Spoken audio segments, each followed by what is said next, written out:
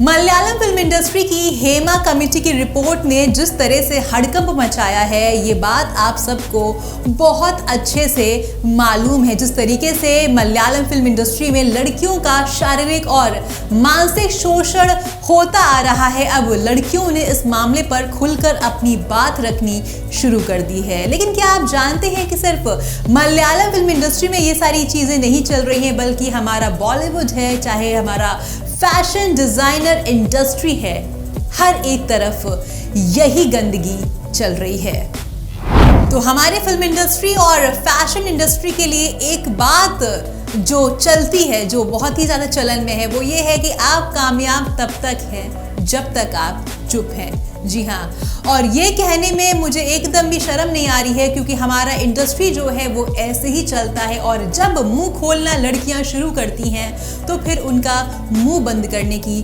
कोशिश की जाती है। और ऐसे में कई लड़कियों का मानसिक शोषण होता है, शारीरिक शोषण होता है, और कई लड़कियां तो यहाँ पर सुसाइड तक कर लेती हैं। आपको बता दें, मॉडल का नाम हम यहाँ पर रिवील नहीं करना चाहते हैं, लेकिन एक कहानी मैं आपको बताने जा रही हूँ। एक मॉडल किसी अपनी दोस्त को फोन करती है और फोन पर वो बताती है कि जिस तरीके से इस इंडस्ट्री में कम उम्र की लड़कियों का शोषण होता है, और कहा जाता है कि अगर आपने ये सारी चीज़ें फॉलो नहीं की, अगर आपने इंटीमेट होने से मना कर दिया, तो आपका फिर सर्वाइवल नहीं हो पाएगा। और आप सोचिए, जब कोई लड़की अपने सपने लेकर आती है, ख्वाब बुनी होती है, तो उसे लगता है कि उसे कामयाबी पानी है, चाहे किसी भी तरह से, क्योंकि घर वालों को भी जवाब देना होता है। और घर वाले तो सोचते हैं कि मेरी बेटी गई है, मेहनत कर रही है और पढ़ लिख कर कुछ बनेगी, लेकिन वहां पर उनकी बेटी के साथ क्या कुछ होता है वो बेटियां बोल नहीं पाती हैं, वो बेटियां चुप रह जाती हैं, क्योंकि कामयाबी का जो एक नशा होता है, जो एक भूख होता है, वो उन पर इस हद तक सवार होता है। और मैं कहती हूँ ये गलत भी नहीं है,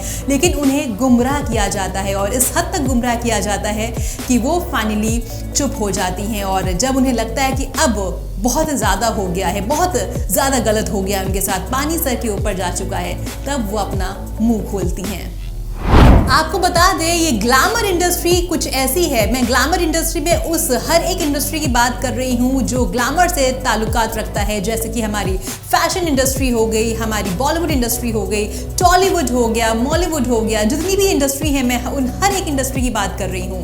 आपको बता दें, एक वक्त पर यहाँ पर एक लड़की, एक मॉडल या एक एक्ट्रेस, कहने का मतलब है जो भी न्यूकमर होती है, वो 2-3 शिकारियों से घिरी रहती है। और ऐसे में इस इंडस्ट्री में कोई कायदा कानून नहीं है, कोई पढ़ा लिखा नहीं है, बस यहाँ पर यही है, एक ही चीज़ चलती है, एक ही रूल चलता है। सक्सेस पाना है तो आपको कॉम्प्रोमाइज़ करना होगा, और अगर आपने कॉम्प्रोमाइज़ नहीं किया तो आपको सक्सेस नहीं मिलेगी। कामयाबी पानी है तो चुप रहो, और अगर बोले तो फिर आपको कामयाबी क्या, आपको इस इंडस्ट्री में सर्वाइवल भी नहीं मिलेगा। तो ये इस इंडस्ट्री की सही कहानी है जो आज मैं आपको बता रही हूँ, और मैं चाहती हूँ आप सबकी आंखें खुले ये देखने के बाद।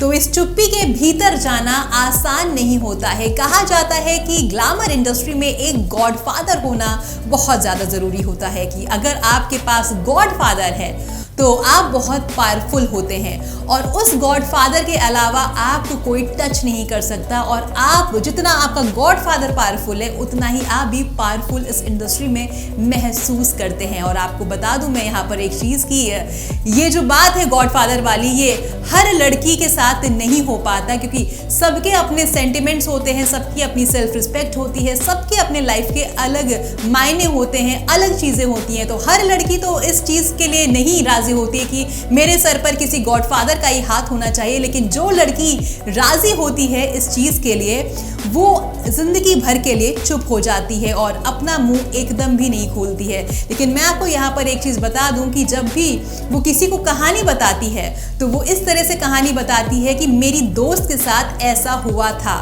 ताकि उसका नाम भी ना आए और वो अपने मन की बातें, अगर उसके मन में कोई चीज़ है, कोई भड़ास है या कुछ भी ऐसा है जो वो किसी के सामने कहना चाह रही है, तो वो दूसरे का नाम लेकर और अपनी बात को सामने वाले के सामने पेश करती है। तो इंडस्ट्री कुछ ऐसे चलती है।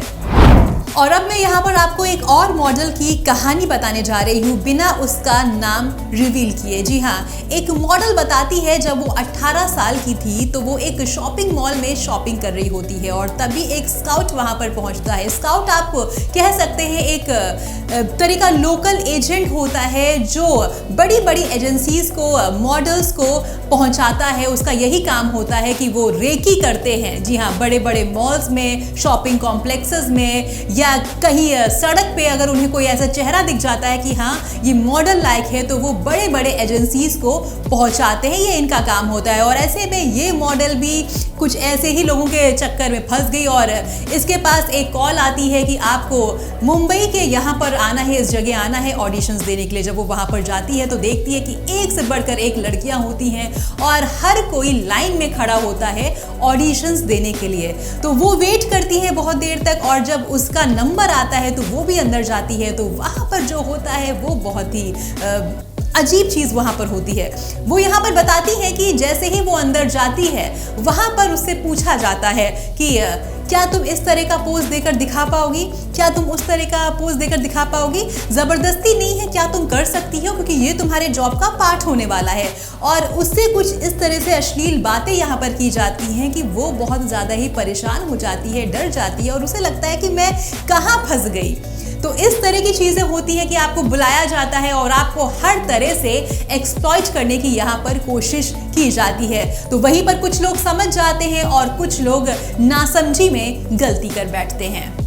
तो यहाँ पर मॉडल बताती है, मैं उसी मॉडल की बात कर रही हूँ जिसकी मैं अभी तक बात कर रही थी। यहाँ पर वो बताती है कि उन्हें वो सब कुछ करना पड़ा ऑडिशन टाइम पे जो उनसे कहा गया, क्योंकि मॉडलिंग में कुछ ऐसा ही होता है, आपसे जो कहा जाएगा आपको करना पड़ेगा और अगर आप करने से मना कर देंगे तो आपकी जगह कोई और ले लेगा। हालांकि वो यहाँ पर एक चीज़ और बताती हैं कि बाद में उन्हें पता चलता है कि वो इंडस्ट्री के काफ़ी नामी लोग थे जिन्होंने उनका ऑडिशन लिया था और वो कहती हैं कि उन्होंने मुझसे साफ तौर पर कहा था कि अगर कर सकती हो तो करो, कंफर्टेबल हो तो करो, वरना कोई ज़बरदस्ती नहीं। लेकिन वो ये बात बहुत अच्छे से जानती थी कि अगर वो नहीं करेंगी तो उनकी जगह कोई और ले लेगा। तो फाइनली जो कुछ उनसे कहा गया उन्होंने किया, लेकिन उनकी जब आंखें खुली तब तक बहुत देर हो चुकी थी। तो ग्लैमर इंडस्ट्री ऐसी होती है जो आपको दौलत शोहरत सब देती है और इसीलिए लोग इस फील्ड में आने के लिए बहुत ज़्यादा परेशान रहते हैं और जिनका करियर बन जाता है उन्हें भी कॉम्प्रोमाइज़ करना ही पड़ता है, जिनका नहीं बन पाता है वो तो बेचारे ये फील्ड ही छोड़ देते हैं। तो यहाँ पर सक्सेस का जो मंत्र है वो सेक्स होता है। Directors, producers, film makers, fashion designers, जितने भी बड़े बड़े दिग्गज लोग इस इंडस्ट्री में कब्जा कर बैठे हैं, उनका साफ है कि अगर आप हमारे साथ कॉम्प्रोमाइज़ करेंगी तभी आपका सर्वाइवल हो पाएगा, वरना नहीं हो पाएगा। और इतना तगड़ा कंपटीशन होता है कि लड़कियां गलत कर बैठती हैं। और यहाँ पर एक चीज़ और है कि मान लीजिए अगर आपने ऑडिशन के वक्त वो सब कुछ किया जो आपका कास्टिंग डायरेक्टर कह रहा है, लेकिन अगर आपने बाद में नहीं किया, बाद में अगर आपने इनकार कर दिया, तो भी आपका बना बनाया जो करियर है वो चौपट हो सकता है। और एक चीज़ यहाँ पर और है, आज नहीं तो कल अगर आप इस इंडस्ट्री का हिस्सा हैं तो जो इन लड़कियों के साथ हो रहा है वो आपके साथ भी ज़रूर होगा। आपकी क्या कुछ राय है इस पूरे घटना पे, इस पूरी खबर पर हमें कमेंट सेक्शन में ज़रूर बताएं।